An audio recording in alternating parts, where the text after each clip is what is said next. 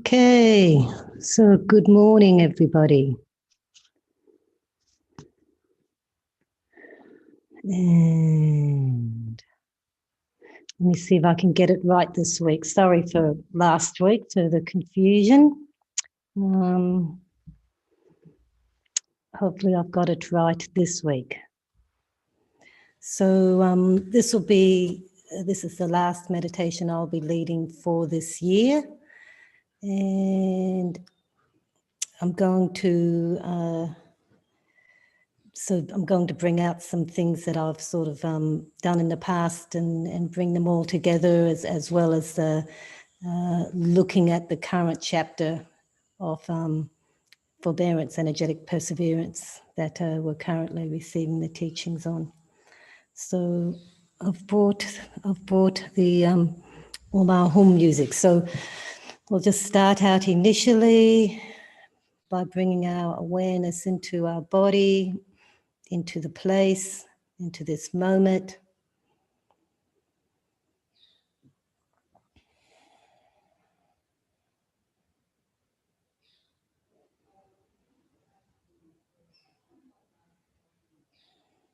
Becoming aware of our breath and our body posture and our wind channels.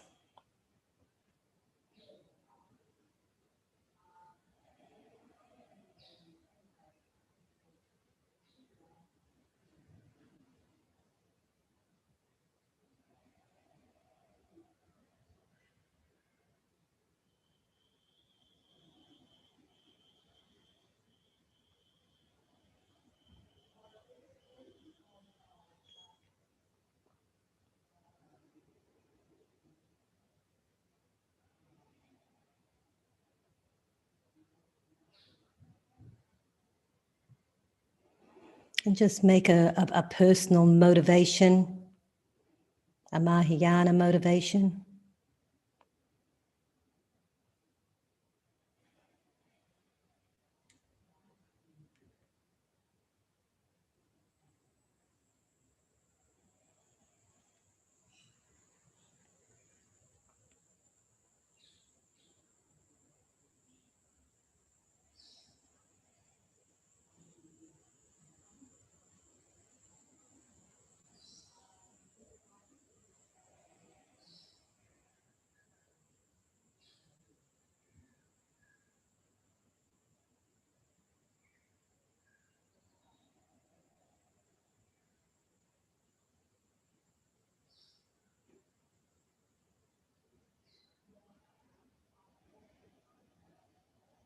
Just make the intention to remain present.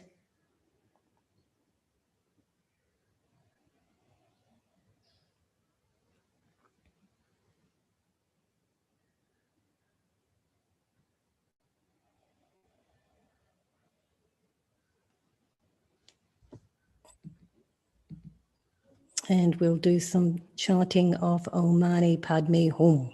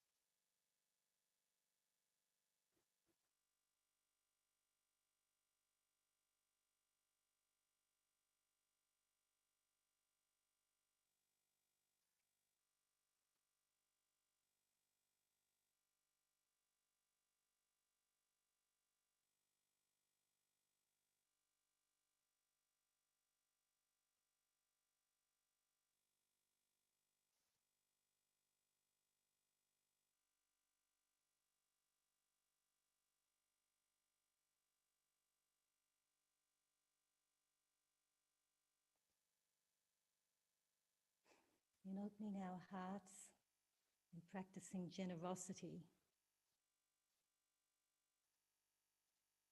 giving with our body, speech and mind,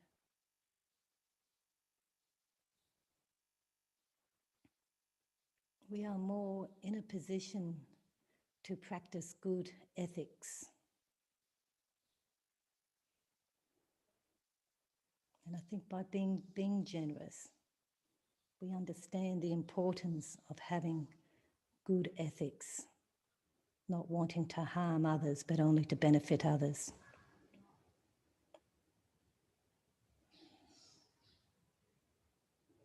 And it is through the practice of good ethics that we develop patience.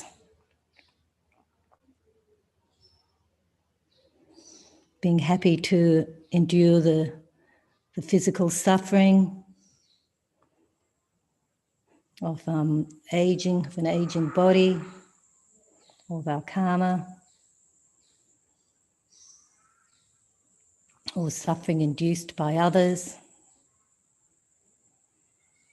some mental suffering, being patient, not getting angry,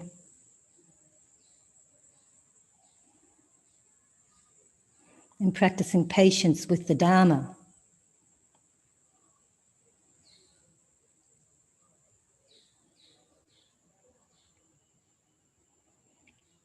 And because a lot of effort is required along the path, patience is such an important factor.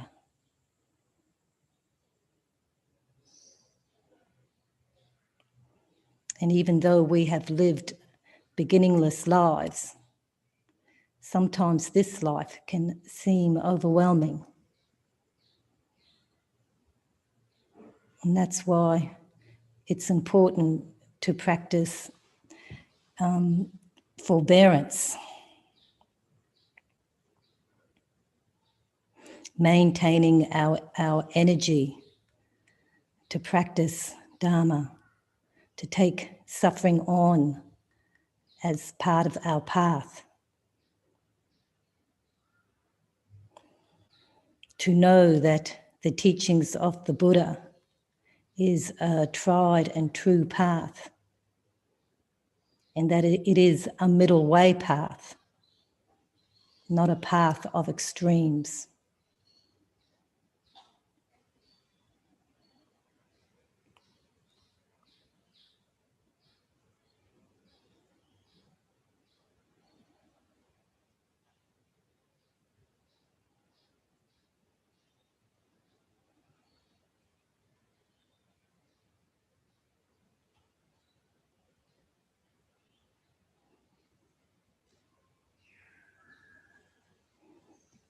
And that we as Mahayana practitioners, the higher scope, the one that realizes that it is within our capacity to help all sentient beings in all realms,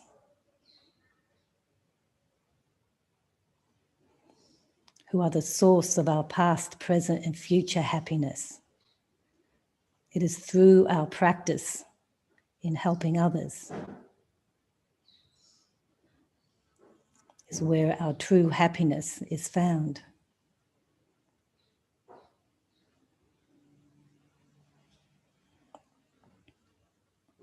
This is why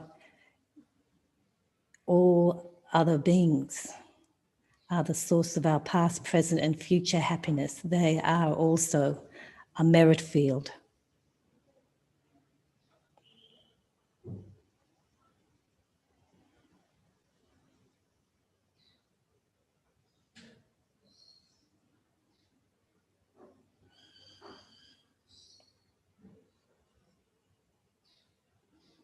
And just like us, they also suffer due to their obscurations and their afflictions, which is the source of all our unhappiness.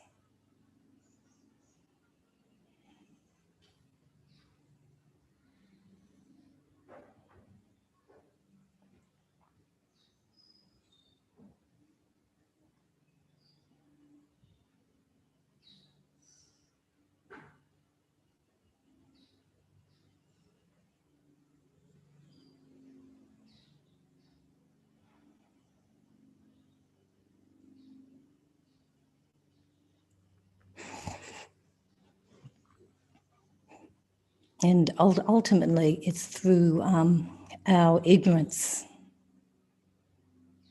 not really understanding the nature of reality.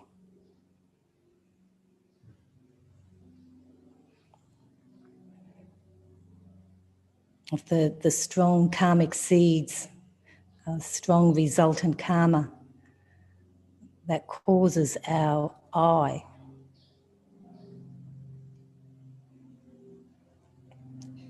to continue on grasping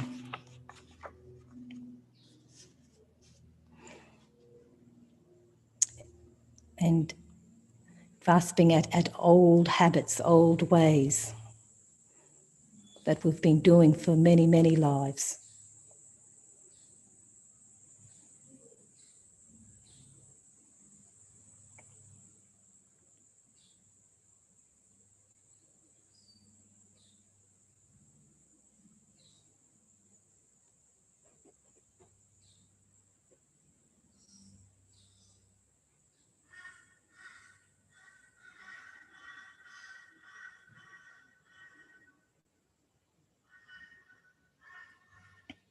It's that through all our experiences, everything we experience is a result of our past karma.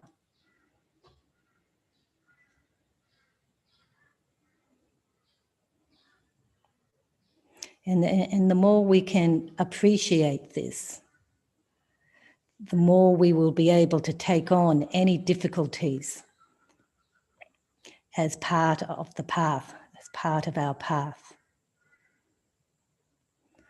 And being able to really appreciate that our present human rebirth here on the Sunshine Coast in Australia, central Queensland,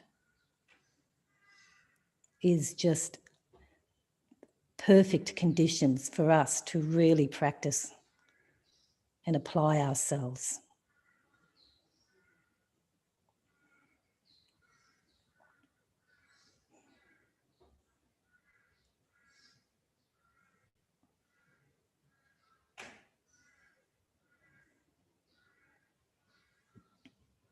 And there are all the other realms where the suffering is far greater than what we can possibly experience. The level of suffering in the hell realms, which we've experienced numerous times, numberless times. It's just one of the stepping stones in cyclic existence. We just keep on cycling around like the wheel of life shows us. Like being in the jaw of Yama, who just keeps on propelling us to cycle.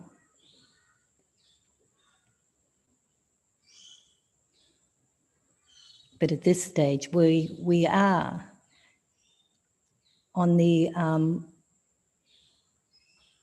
on the up and up.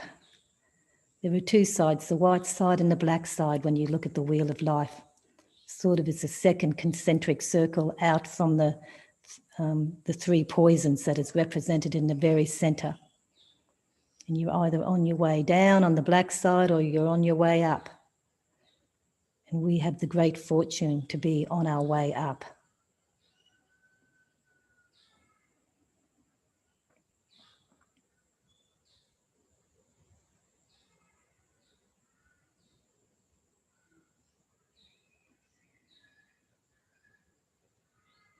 That's why it's really important to reflect on this precious human rebirth and the perfect conditions that we have. And that these just didn't come about by accident. They came about because we've put in good effort in the past.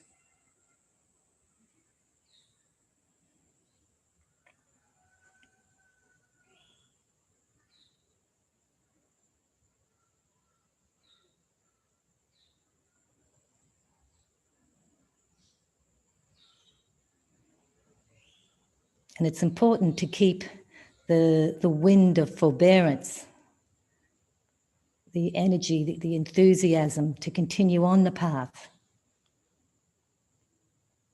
towards enlightenment.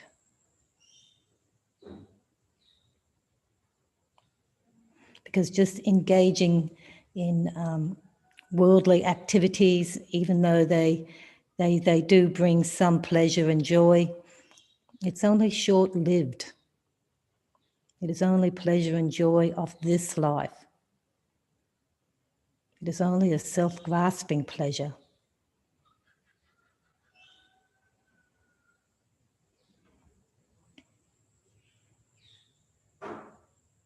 I mean, it's good to relax. We need to relax sometimes.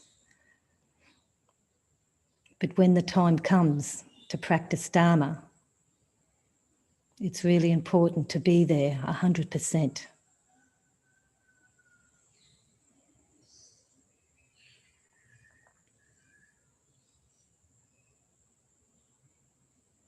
Realizing that any suffering we do experience in this life is only but a fraction of the suffering that we have experienced in past lives when we've been on our way down.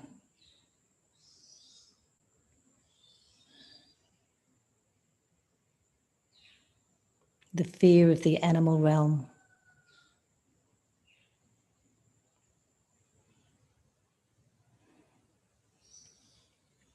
the constant search for food, for shelter, for safety.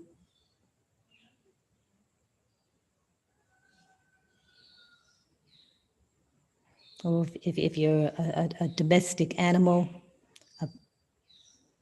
the fact, if you're an animal that's going to be killed for food, just wandering around the paddock while there are others off being killed, and your time will soon come.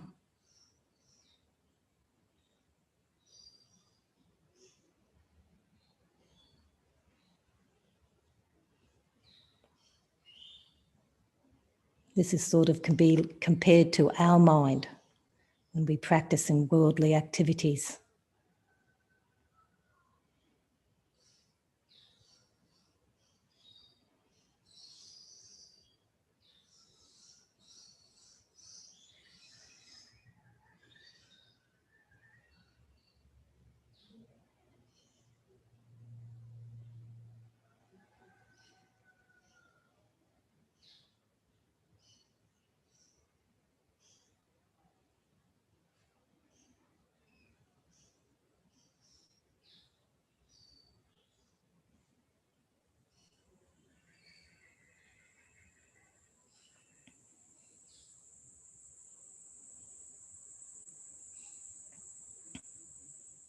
Death will come at any time.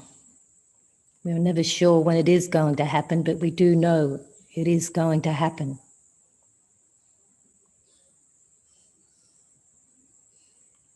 And the only thing that's going to help us at that time is our Dharma practice.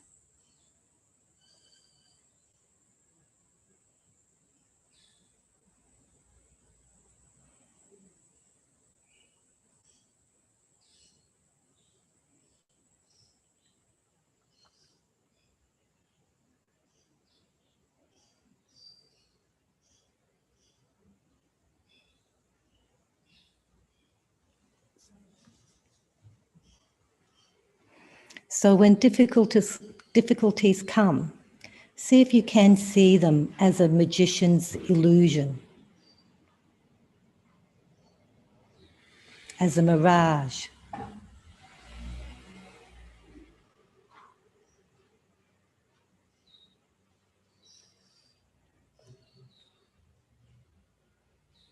As a reflection.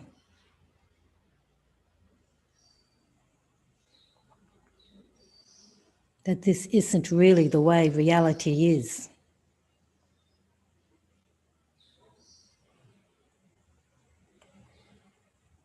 This is just my mind labeling and projecting, or other people's minds labeling and projecting.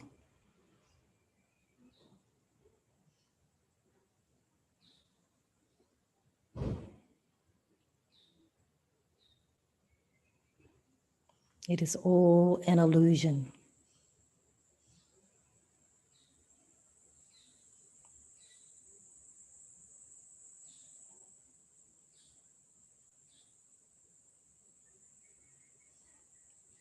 The only thing that is real is our interconnectedness. The fact that our actions will affect others.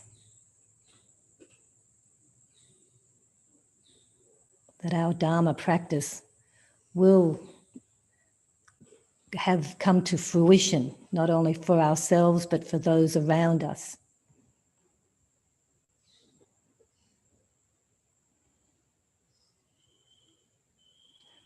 And as we come into the festive period and we get together with family, who we might only see once a year, it really becomes an opportunity to just see how well your Dharma practice is going. Because often it's family that pushes our buttons and provide us with the opportunity to practice. To practice patience, practice generosity of spirit.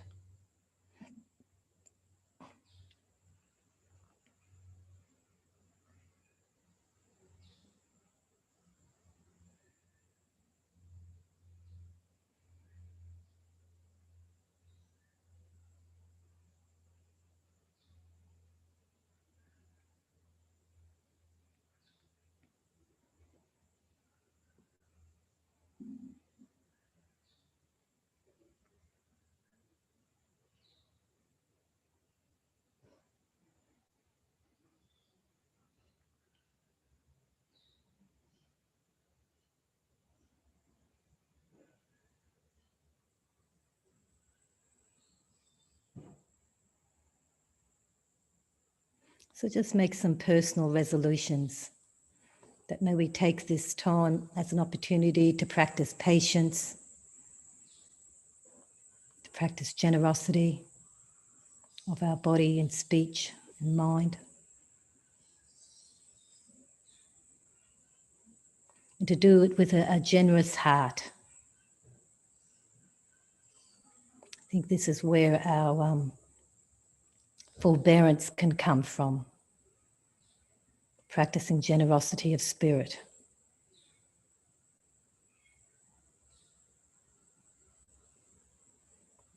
Helps us to be patient with the craziness of this time of year. Knowing that the most important thing is compassion and goodwill towards others.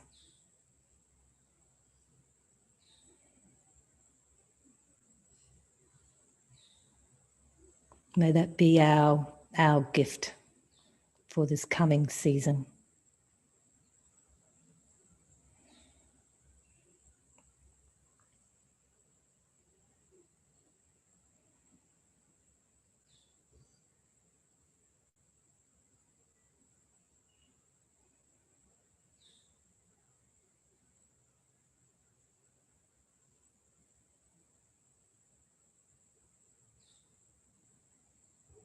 So let's just dedicate any of our merit.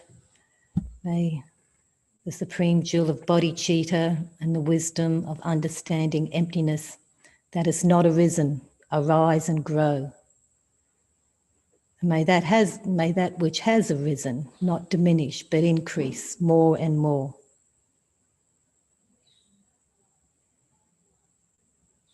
Knowing that the mind of enlightenment, bodhicitta, and the wisdom understanding emptiness is not only the source of our own happiness, but the source of the happiness of others.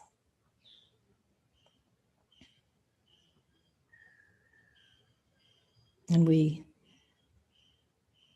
offer any merit to the long life of our teachers, to His Holiness the Dalai Lama, to Kyabje Zopa Rinpoche, to Geshe Sultram, any other teachers that we may have. And that includes our family and friends and people who give us a hard time, realising that without them, we wouldn't be able to practice Dharma.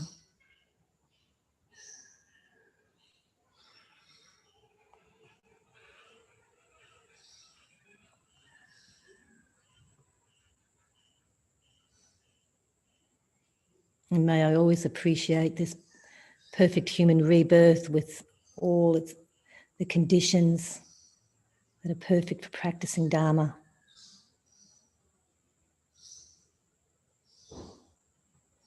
May I have a balanced practice where I don't push too hard, but where I'm not too slack either, but to find that happy medium, that happy pace.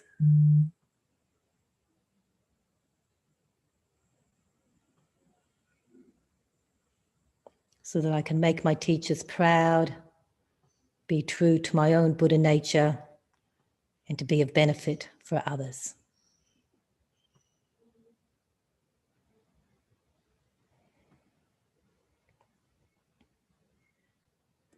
Okay. So that was uneventful, thank goodness.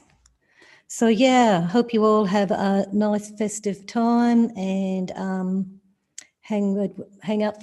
Geshe Sultram is on his way down soon, and look forward to seeing you all next year. Have a great break.